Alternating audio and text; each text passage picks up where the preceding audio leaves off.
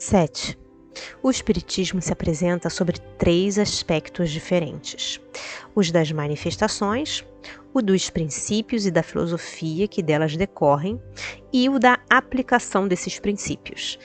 Daí 3 classes ou antes 3 graus de adeptos. Primeiro, os que creem nas manifestações e se limitam a comprová-las.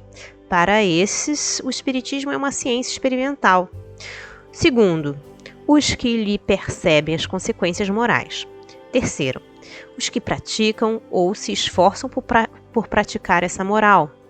Qualquer que seja o ponto de vista, científico ou moral, sob que considerem esses estranhos fenômenos, todos compreendem constituírem eles uma ordem inteiramente nova de ideias que surge e da qual não pode deixar de resultar uma profunda modificação no estado da humanidade, e compreendem igualmente que essa modificação não pode deixar de operar-se no sentido do bem. Quanto aos adversários, também podemos classificá-los em 3 categorias. Primeira, a dos que negam sistematicamente tudo que é novo ou deles não venha, e que falam sem conhecimento de causa. A esta classe pertencem todos os que não admitem senão que possa ter o testemunho dos sentidos. Nada viram, nada querem ver, e ainda menos aprofundar. Ficariam mesmo aborrecidos se vissem as coisas muito claramente, porque forçoso lhes seria convir em que não têm razão. Para eles, o Espiritismo é uma quimera, uma loucura, uma utopia. Não existe. Está tudo dito. Está dito tudo. São os incrédulos de caso pensado.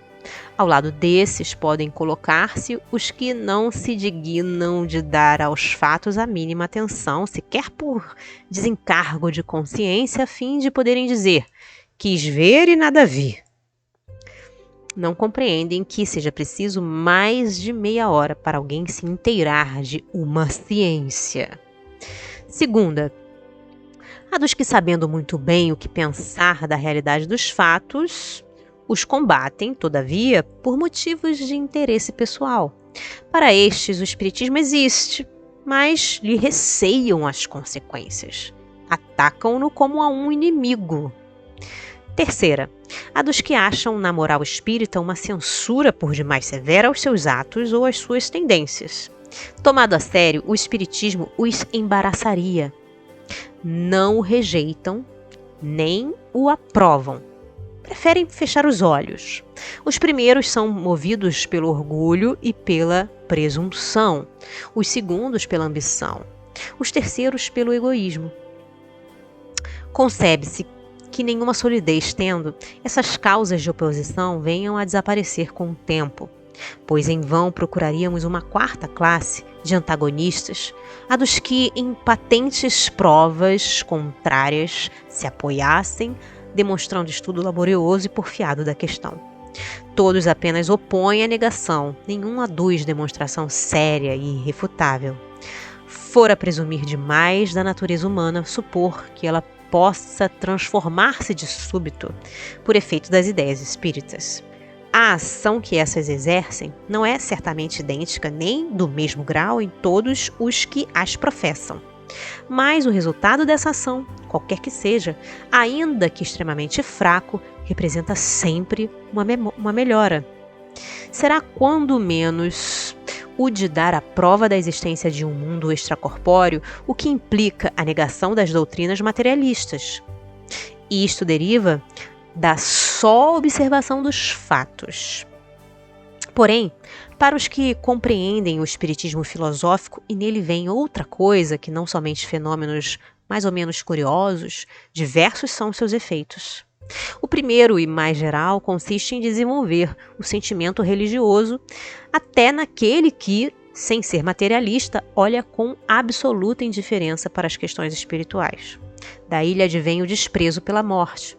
Não dizemos o desejo de morrer, longe disso, porquanto o espírita defenderá sua vida como qualquer outro, mas uma indiferença que o leva a aceitar sem queixa nem pesar uma morte inevitável como coisa mais de alegrar do que de temer, pela certeza que tem do estado que se lhe segue. O segundo efeito, quase tão geral quanto o primeiro. É a resignação das vicissitudes da vida. O Espiritismo dá a ver as coisas de tão alto que, perdendo a vida terrena, 3/4 partes da sua importância, o homem não se aflige tanto com as tribulações que a acompanham. Daí mais coragem nas aflições, mais moderação nos desejos. Daí também o banimento da ideia de abreviar os dias da existência. Por isso que a ciência espírita ensina que, pelo suicídio, sempre se perde o que se queria ganhar. A certeza de um futuro que temos a faculdade de tornar feliz, a possibilidade de estabelecermos relações com os entes que nos são caros, oferecem ao espírito a suprema consolação. O horizonte se lhe dilata ao infinito, graças ao espetáculo a que assiste incessantemente da vida de além-túmulo, cujas misteriosas profundezas lhe é facultado sondar. O terceiro efeito é o de estimular o homem à indulgência para com os defeitos alheios.